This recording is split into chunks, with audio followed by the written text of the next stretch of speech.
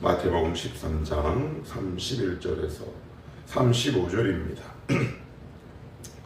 신약성경 22쪽 마태복음 13장 31에서 35절입니다. 다같이 한 목소리로 읽겠습니다. 또 비유를 들어 이르시되 천국은 마치 사람이 자기 밭에 갖다 심은 겨자씨 한 알 같으니 이는 모든 씨보다 작은 것이로되 자란 후에는 풀보다 커서 나무가 되매 공중의 새들이 와서 그 가지에 깃들이느니라. 또 비유로 말씀하시되 천국은 마치 여자가 가로 서말 속에 갖다 넣어 전부 부풀게 한 누룩과 같으니라. 예수께서 이 모든 것을 우리에게 비유로 말씀하시고 비유가 아니면 아무것도 말씀하지 아니하셨으니 이는 선지자를 통하여 말씀하신 바 내가 입을 열어 비유로 말하고 창세부터 감추인 것들을 드러내리라 함을 이루려 하심이라. 아멘. 예, 오늘은 우리가 읽은 것처럼 겨자씨와 누룩에 관한 비유인데, 어제도 제가 말씀드린 대로 마태복음 13장은 총 7개의 비유 가운데 그 가운데 6개가 천국에 관한 직접적인 비유요 표현이다 라고 제가 말씀을 드렸습니다. 자, 31절에 보시면 또 주님이 이렇게 말씀을 이어가시죠. 또 비유를 들어 이르시되 천국은 마치 자기 밭에 갖다 심은 겨자씨 한 알 같다라고 되어 있습니다. 사실 엄밀히 얘기하면 겨자씨보다 조금 더 작은 씨앗이 있긴 합니다. 그럼에도 오늘 주님은 가장 작다라는 최상급을 사용해서 겨자씨가 얼마나 작은가라고 얘기합니다. 그런데 천국이 겨자씨처럼 작게 보이는 거죠. 하나님의 나라는 굉장히 작게 보입니다. 복음의 능력은 작게 보이고 예수 그리스도가 우리의 삶 속에 굉장히 작게 보이죠. 그러나 중요한 게 있습니다. 겨자씨가 자라서 나무가 되죠. 자란다는 것은 생명이 있는 겁니다. 우리가 보통 살면서 3가지 큰 주제가 있죠. 첫째, 방향, 그 다음에 크기, 그 다음에 속도가 있습니다. 저 어디로 가야 합니까? 하나님, 때로는 목사님 상담할 때가 있죠. 저 어느 쪽으로 가야 합니까? 글쎄요, 제가 하나님이 아니라 그건 잘 모르겠네요. 하나님, 제가 참 크고 싶습니다. 뭐 이런 질문과 상담도 있습니다. 어떤 빠르기로 가야 하는가? 질문이나 상담 올 때가 많습니다. 예, 방향, 크기, 속도 다 중요하죠. 그러나 그보다 더 중요하고 먼저 살펴야 할 내용, 컨텐츠가 있습니다. 그건 뭐냐면 내 안에 생명이 있느냐라고 날마다 점검하는 겁니다. 안 그러면 우리는 이 3가지 함정에 빠져 삽니다. 어느 방향으로 가야 하는지. 여러분, 생명이 없는 곳이 어느 방향으로 간들 우리 삶에 어떤 영향이 있겠습니까? 여길 가야 할까요? 저길 가야 할까요? 우리가 늘 묻는 거죠. 그러나 하나님은 오늘 이 말씀을 통해 너희 안에 생명이 있는가? 라고 점검하라 라고 말씀합니다. 우리는 속도를 걱정합니다. 크기를 걱정합니다. 그런데 여기 보면 겨자씨가 너무 작아서 눈에 보이지 않는답니다. 우리가 세상에 나가서 절망하고 좌절하고 삐지고 낮은 자존감에 빠지는 가장 핵심적인 그 근거와 이유가 뭘까요? 그것은 크기의 비교입니다. 우리는 늘 이 크기에 압도당하고 제압당하죠. 그래서 우리 안에 있는 이 천국 같은 복음의 씨가 우리 눈에 절대 들어오지 않습니다. 그러나 그것은 속고 있는 겁니다. 이 세상과 사탄은 무엇이든지 간에 질량으로 승부하죠. 양으로 승부합니다. 크기로 승부하죠. 그것이 진리처럼 되어 있는 것이 이 세상의 수레바퀴요 이론이요 논리이기도 합니다. 그러나 천국은 그것에 브레이크를 대는 거룩한 혁명이기도 한 것이죠. 다시 말씀드리지만 크기, 방향, 속도 중요하지 않다라고 말씀드리는 게 아닙니다. 중요합니다. 그러나 그보다 더 중요한 것이 있다. 그건 뭐다? 내 안에 과연 생명이 있는가? 예수가 있는가? 정말 하나님의 말씀이 가득 차 있는가를 점검해야 합니다. 왜? 그것만 내가 확인하면 하나님이 이 3가지를 다 결정하십니다. 왜요? 복음의 능력은 끊임없이 재생산되고 자라고 성숙하고 성장하거든요. 하나님이 우리의 인생 방향을 조절하시죠. 템포를 조정하시고 때로는 속도를 조절하십니다. 그것이 성경의 기록이고 성경의 증언 아닙니까? 아마 여러분들 세상에 나가면 이 세 가지 단어의 함정에 빠질 겁니다. 크기, 속도, 또 하나 뭐였죠? 방향. 예. 그러나 이 세 가지에 속지 마십시오. 내 안에 생명이 있는가? 이 생명이 꿈틀대고 역사하고 자라나기 시작할 때 이 세 가지는 다 제압되고, 그리고 이것이 결국 하나님에 의해 결정된다. 얼마나 많은 함정에 속는지 모릅니다. 내가 왜 이렇게 작은가? 자기를 비하하거나 자기를 낮은 자존감에 큰 구렁텅이에 밀어넣어 그 늪에서 헤어나오지 못하죠. 기억하십시오. 크기, 방향, 속도 이전에 내 안에 생명이 있는가 반드시 점검하셔야 한다. 크기를 보기 전 생명이 있는지 보고, 방향을 점검하기 전 생명을 점검하고, 내가 얼마나 빨리 가야 할 건지 결정하기 전에 내 안에 생명이 있는지 봐야 한다. 이것을 점검하지 않으면 이 세상의 빠르기에 내가 동요되지요. 아, 저 사람들의 속도에 내가 맞춰야 돼. 저 사람들 사는 크기만큼 내 인생의 질을 맞춰야 돼. 다 나중에 주님이 카운트하지 않는 겁니다. 주님은 오직 이 세상에 무엇만 가지고 우리를 카운트하시느냐? 이 우주의 왕이며 만왕의 주요, 우리를 창조하신 예수 그리스도가 우리 안에 있느냐, 생명의 씨가 있느냐 없느냐에 따라 우리를 판단하신다.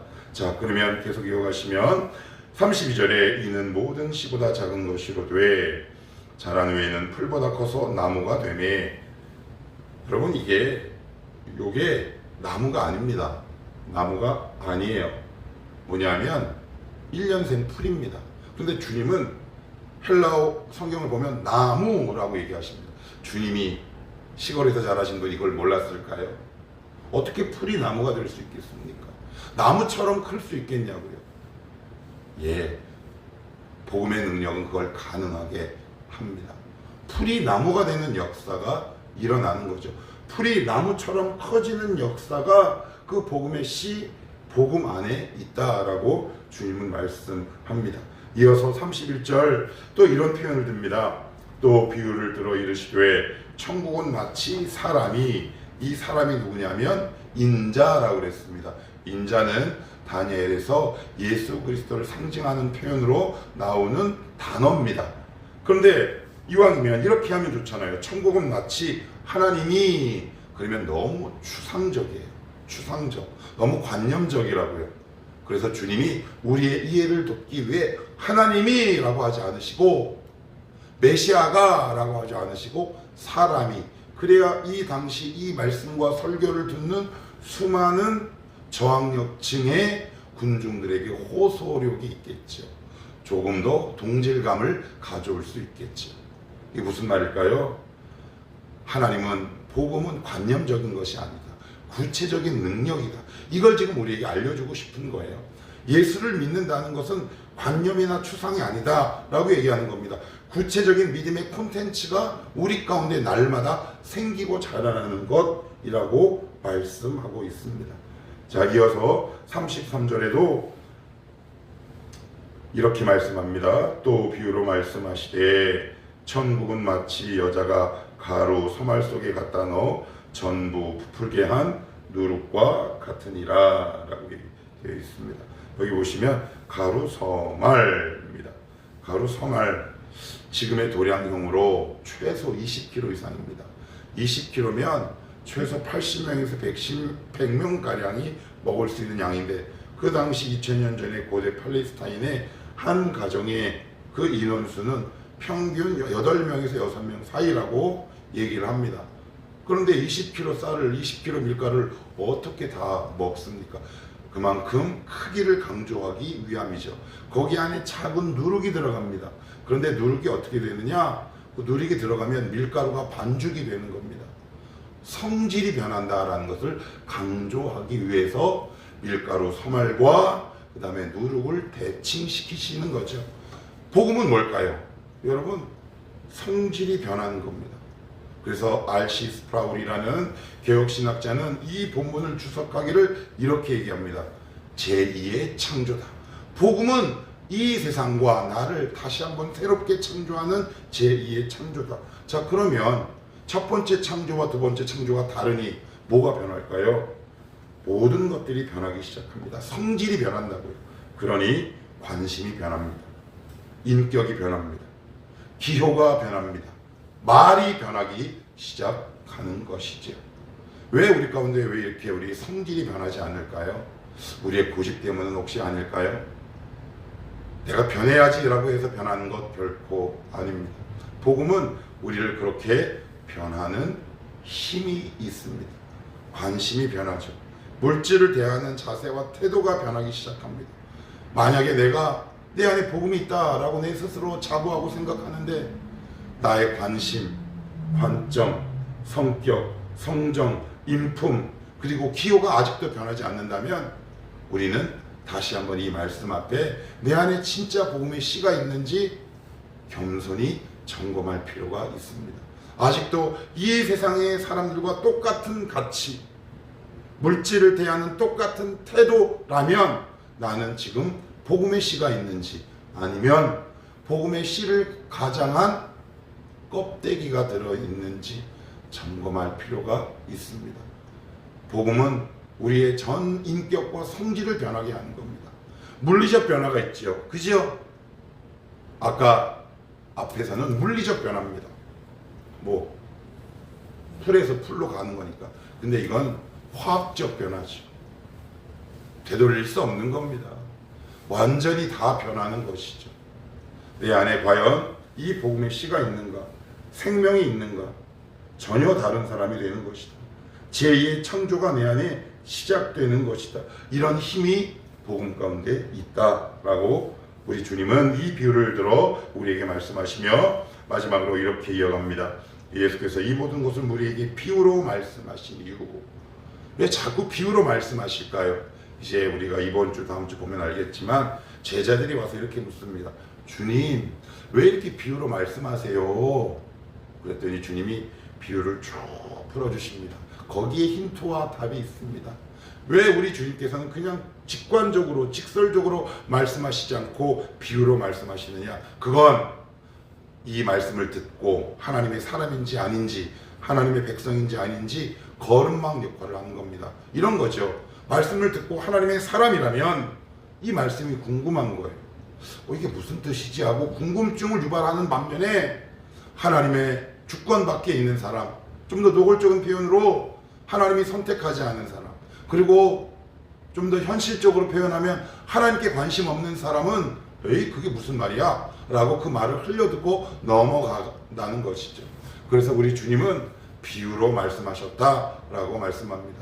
여러분, 주님께 관심이 있으면 그분 입에서 내뱉은 말이 궁금하지 않겠습니까? 거기에 대한 호기심이 생기지 않겠습니까? 이게 무슨 뜻일까? 이 말씀은 나에게 어떤 의미로 다가올까? 이런 궁금증과 호기심과 더 나아가 관찰과 연구하고 싶은 마음이 들지 않겠습니까? 복음은 오늘 주님께서 이렇게 말씀합니다.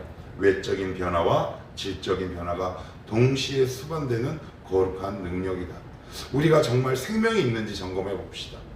이 생명이 지금도 여전히 자라고 있는지, 나에게 질적인 변화가 일어나고 있는지, 또한 동시에 외형적인 변화가 일어나고 있는지, 이것들을 점검하셔서 이런 것들이 나에게 지금 혹시 일어나지 않는다. 가슴을 칠 수밖에, 내 가슴을 칠 수밖에. 이렇게 한 걸음 한 걸음 주님 앞에 더 가까이 가는 오늘 하루가 되었으면 좋겠습니다.